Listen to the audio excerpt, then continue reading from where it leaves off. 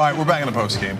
So my new favorite thing about the post games is when John takes off his jacket to show off that he's been. I want to relax a little bit. I've been wearing a jacket all day. Yeah, I know. Of course you do. Okay. Wow. It's like How about some gun control? You know, I could have not worn it during the election coverage. Yeah, oh, sure. Keep it up. That would be a little too brazen. Okay. It's Next New York election coverage, no jacket. By the way, the most notable part of this is that we kept our jackets on. Oh yeah. Trust me, man. I'm wearing a T-shirt. Okay. Yeah. Sure, we know. Okay.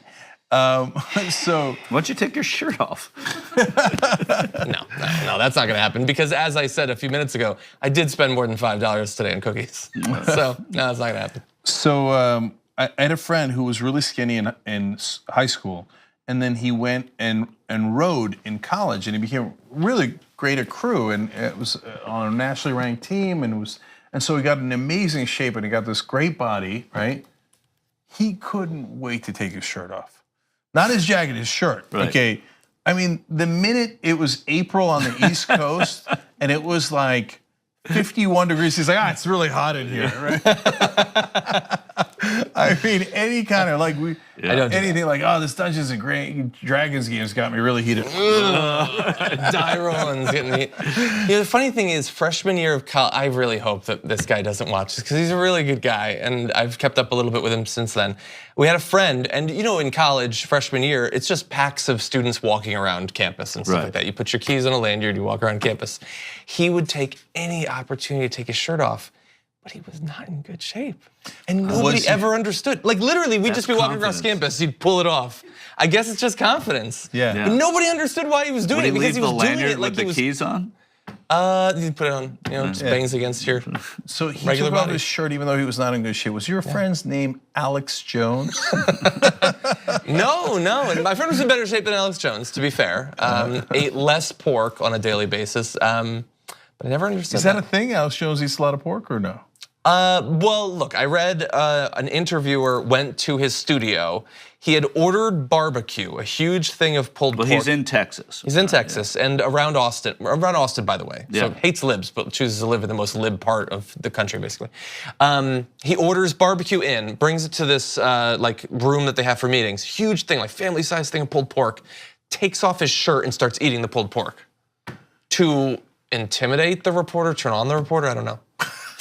I've never understood that. But I just assume, based on that experience and how he looks, that his body is mostly pulled pork at this point. Okay, the saddest thing of all of this is that we now know Alex Jones' eating habits. That's how much the country is sung. Yeah. That has and look, become by the way, relevant. it might seem unfair that I'm attacking this way. So Alex, if you'd like to respond, just put a video on YouTube. Or Twitter. Oh, sorry. No Twitter, maybe Facebook. Oh, sorry. Oh, that's too much. I know it's gonna piss off some people. It's too much. Okay.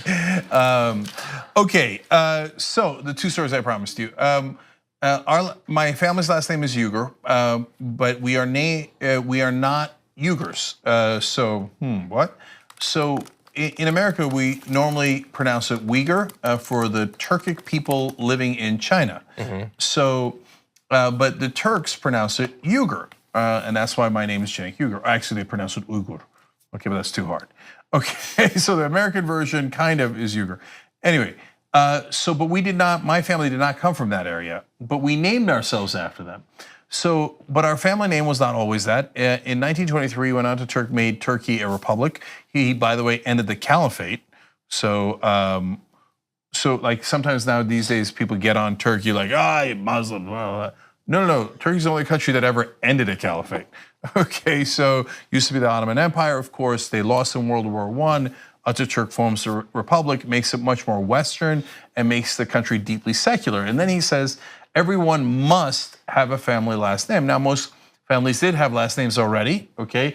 And the further back your family went, the more entrenched it was. And if you were wealthy or came from power or privilege, you were very proud of your last name. So of course you stuck with your last name. Like my mom's side was, you've probably heard, some of you have heard me tell the story before, so I'm not gonna get into it, but was a storied Turkish family leading all the way to the admiral of the Ottoman Navy that took Constantinople. So, and in fact, Fatih Sultan Mehmet, one of the greatest Ottoman sultans known as Mehmet the Conqueror, partly because he took Constantinople, which was previously thought untakeable, named my great-great-great-great-grandpa my mom's name, which is a very unique name. It's Yavasha. It means slowly, because every time Fatih Sultan Mehmet, the Sultan, would come by and ask the admiral, how's our plans to taking Constantinople coming? It's going slowly. He would say slowly. So he eventually named him Commander Slowly. Okay. So That's a nicer version of what George W. Bush used to do. Giving insulting nicknames to everybody. Right.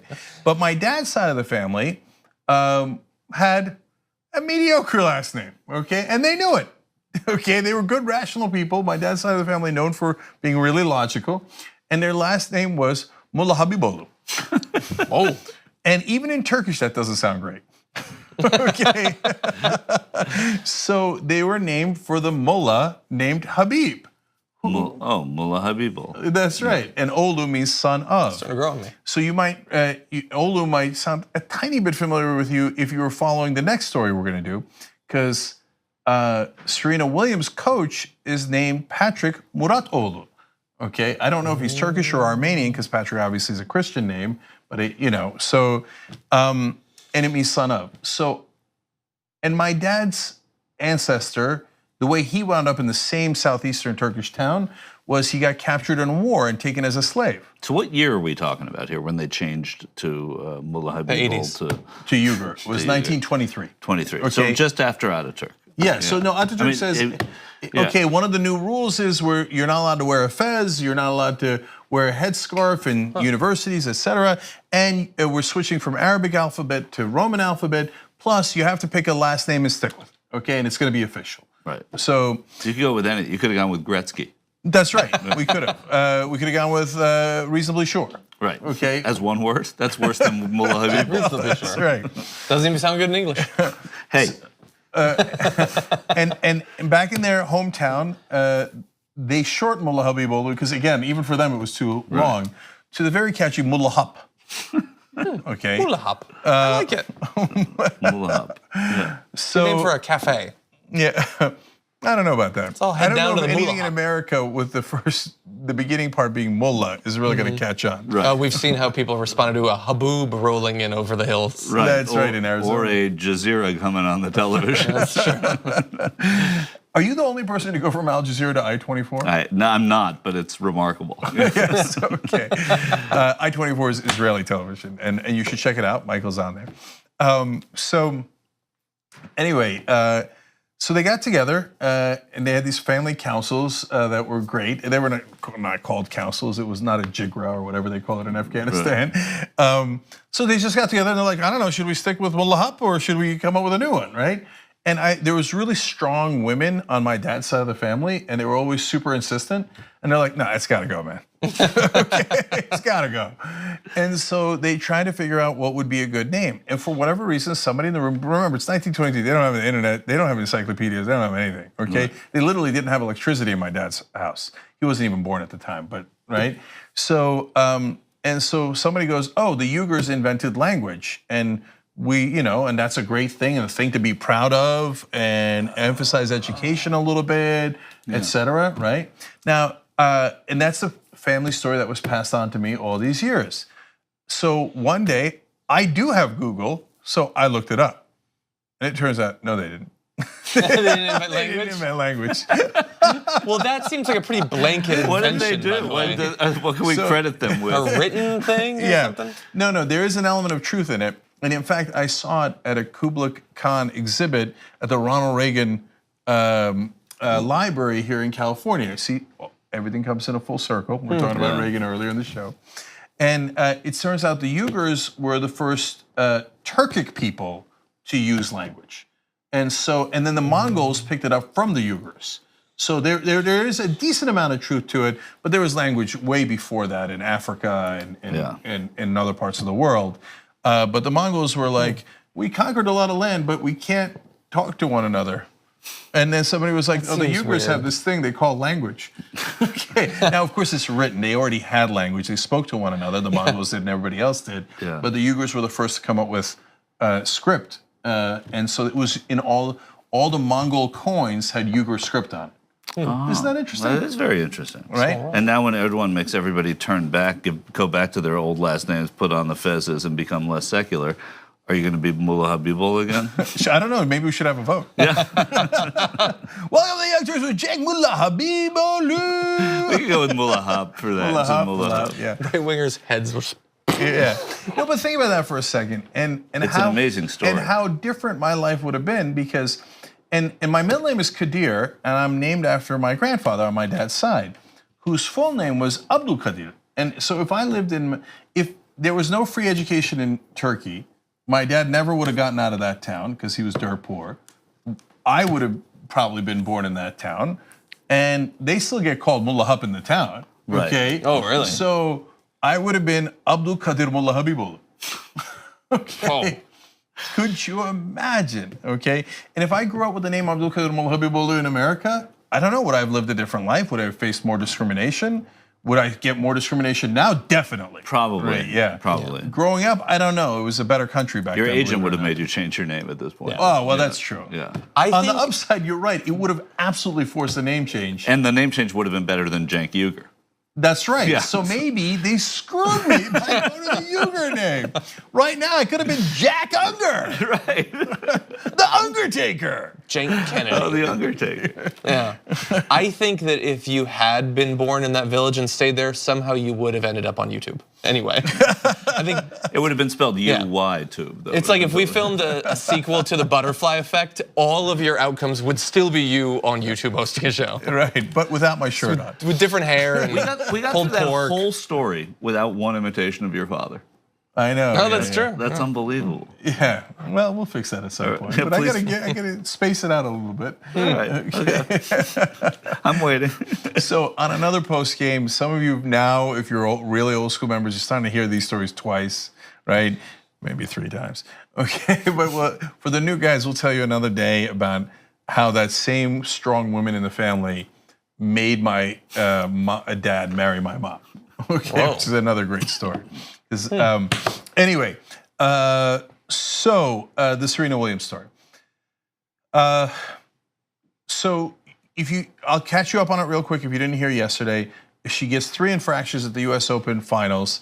First one is for getting signs from her coach, which apparently is very common in tennis. Yeah. But this coach said that I did send her signs. So yesterday on the show, I said that's fine. They could warn her for that. That makes sense. The coach did send signs. She probably, some people say probably didn't see it. She was on the other side of the court. It doesn't matter. Okay. She broke her racket.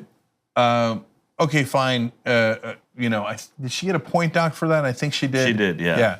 And so that's also against the rules. I'm still okay with it, right? And then she gets mad at the ref and says, "You're a thief." Okay. For stealing the point. For stealing the point. And then he docks a game, which, now you follow tennis at all? I did. Yeah, you do. Dave Kohler and I play fantasy tennis. Oh, that's right. Oh I my knew God. that's Do I follow tennis? Wow. right. Did you get Djokovic on the rap? No, he got. Here's the thing, Dave Kohler. We play for $50 only the Grand Slams, and you have to pay with a $50 bill. That's the rule. So Obviously. I won the French Open, and Dave wasn't avoiding paying me, right? Or no, I won Wimbledon. He wasn't avoiding paying me. It just we never got around to doing it. But part of it is getting the $50, winning, and so I won the Wimbledon. Dave won the U.S. Open, and I didn't have to pay him. But Dave said, it just it didn't feel like regular fantasy tennis, which I just thought is great. I wonder if there's anyone else in the world that plays fantasy tennis. I'm sure there are, but just the fact that regular fantasy tennis is something. This one didn't feel like regular fantasy tennis. You know what? I will join your fantasy tennis pool, even though I know nothing. We'd love to have you. Yeah, but only for the French Open and only if I get the first pick. Nadal. You swear you get first, but there's always gamesmanship to it, because you get points for winning. It's not just winning the tournament. Though Dave instituted the 20-point bonus for winning the tournament. Oh, interesting. Okay, I go Nadal, Serena Williams. Okay, but anyway, It's a tactic. So she gets Dr. Game. So that's why I asked if you watch regularly. You do. Yeah. Is getting Dr. Game how unusual is it? Very uncommon. It rarely happens. Yeah. And it doesn't happen in championship matches to maybe the best player who ever lived either. Yeah. So before I get to what I got angry about in the comment section of our video, what was your take overall on the controversy? It was ridiculous that they should have warned the coach that she should not have been penalized for calling him a thief. I mean, all the things that you've heard players call umpires in tennis or any other sport, she called him a thief, and she gets a game. It's ridiculous. It's ridiculous. Well, and I would also say that the first thing that started it was the coach violation, and this sort of policy, not just in sports but in all walks of life, is almost one of the worst areas in terms of allowing for inherent bias and prejudice. Because it's something that is technically illegal. So if you put it onto someone and they violate it, you get to say, I'm just enforcing the rules. But it's so common and so ignored most of the time that the application of it is not based on the rules, it's based on your inherent bias. Right. That certain types of players you'll give it to, certain types you won't give it to, and you'll always be able to hide behind the rules to pretend that you're not being bigoted. Right. That is exactly what got me mad. So I'm reading through the comment section. There's some legitimate points like, hey, Cenk, you mentioned John McEnroe. Patrick McEnroe is a friend of yours, right? Yeah. Which is all full circle, right? Also, Patrick McEnroe, originally known as Patrick Mulahab. Little known fact. When I knew him, actually, we grew up in a small Turkish village, actually. So, and I mentioned John McEnroe, and he got famous and he got rewarded a lot of times for yelling. But a good point in the comment section was, but Cenk, he did get thrown out of the 1990 Australian Open for those antics. Okay, that's even more severe than what happened to Serena Williams, so that's a fair point. The unfair point is what John was alluding to. The overwhelming majority, 90% of people, and I don't think they were all right-wingers either, by the way, saying, well, those are the rules, Cenk. You're being, you're calling it sexism, and you're saying it's unfair to Serena Williams, and you libs, those are the right-wingers, right? Yeah. Oh, you like to make everything about this and that, but the rules are the rules. No, but it's selective enforcement of the rules. So, I mean, at any point, the police can do it to anyone. Be like, you jaywalked, did you jaywalk? You jaywalked, you jaywalked, right? In fairness, I agree with you in spirit, but sports is like that. It's very subjective. How many times do you watch a football game and they'll call pass interference on 4 straight plays, then they won't on the other, or they won't call it for 4 straight plays, and then they will, and it was just like what happened. It's very difficult to referee in these things, but when you look at I think you have sulfur. I think you're made of sulfur. You have another bug on you. The idea that this one call, where you look at the coach doing this, which he was doing, and that's illegal, and she wasn't even watching it, and that to me is very different than anything else in sports, because it was, I was so irate over it. I can't believe that they did. Yeah, and so in the video we talked about how this particular umpire, because forget the 1990s. That's a long time ago, and it's not this umpire, right? Mm-hmm. But this umpire got called way worse by Djokovic and Nadal, and didn't dock him anything. Yep. So, well, there's your potential bias that he probably is not even aware of, and you guys gotta stop. Well, you guys are members, so it's almost none of you. But that overall, people gotta stop thinking like, oh well, I guess you think the umpire came in and thought I'm going to rule against this black woman because I hate black women. No, and he said that. He said that to himself while looking in the mirror. Right. By the way, the thing that doesn't get talked about enough is Osaka is also black. She's Haitian and Japanese. So I don't think that was an issue at all. And whatever bias that Ramos might have in his head is almost certainly subconscious. Yeah. And it's not about race in this case. It's about, well, Nadal, you don't want to mess with Nadal because Nadal gets people kicked out of refereeing against them. That's what he threatened Ramos with before. Did he really? Right. Which is, I think, a million times worse. Of course it's worse. That's the thing. The double standard is the most ridiculous part of it. I can't believe people like Martina Navratilova, people coming after Serena at all. I can't believe it. I mean, and a lot of people are. Yeah. And some people are even saying like it's not becoming of a woman. Like, what? What? How can you say that in 2018? I know. Right? So, guys, this for those of you who, and I'm sure some of you were like, not a lot of you, but some of you maybe thought the same thing. Well, the rules are the rules. Don't believe the hype. The rules are not the rules. And so, Michael Wood, I keep referring to that because it's amazing. Former Baltimore cop, when I first interviewed him, he said, no, we knew that, like, if we were in a white area, we wouldn't make arrests, even though we knew we could. We'd go to the black areas to make arrests because there could have been a judge's son or someone powerful in the white area. So the rules are not the rules. It's how you enforce the rules that makes a giant, giant difference, and who you enforce them against. So now that doesn't mean that every pass interference call is because of bias, right? It just means just be cognizant of that. That's all. Yeah. And also be cognizant of the context. If you're going to call a coach, do it in the second round, right? If you're going to call that, give a warning in the final. But in the final, wait till the very end. To wait to the very end of the tournament to do that. That's ticky-tack stuff. That hurts the sport. It's bullshit. Yeah. All right, I just had to get that off my chest, that's all. Yeah. All right, thank you guys. Appreciate Michael Schur. Check out Reasonably Sure. Appreciate John Iadarola. Check out his guns. That's what he wants you to do. And if you're in New York, vote. Or the podcast. If you're in Rhode Island, vote tomorrow. If you're in New York, vote on Thursday. 100%. Yes. And John, you're not going to do a plug for, Anna got all riled up by you doing the plugs for Damage Reports. Got riled up. Podcast. Now every day on the show, she's like, "Go rate my podcast, no filter." Okay, so I was actually gonna wait until tomorrow for this, but I want to enlist all of you in when we do the Game of Thrones reviews, we call it VIMS, violence, intrigue, mystery, and sex. Just the intrigue though, not the other stuff, at least not right now.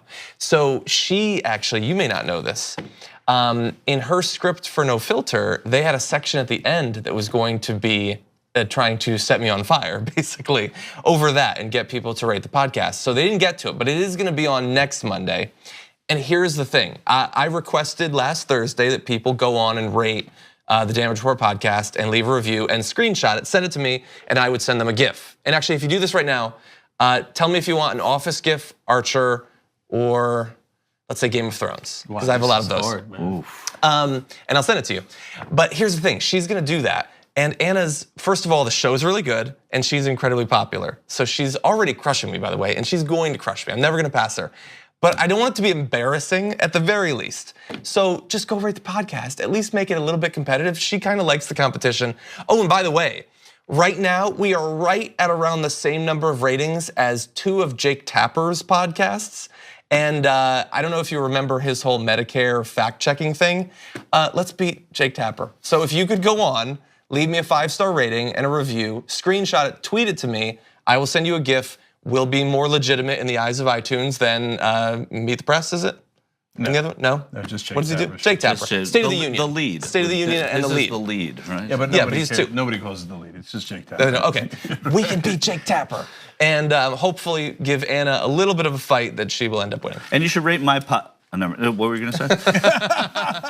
Okay, but I will. It takes a couple seconds. And you guys, when I asked for it, we had 74. You know what we have right now? Almost 400. Wow, that is Which is amazing. actually, that's amazing that like so many people ask their followers and their viewers to rate podcasts, and people are lazy, they don't want to do it. But you guys actually have, so just a little bit more, we can beat Jake Tapper.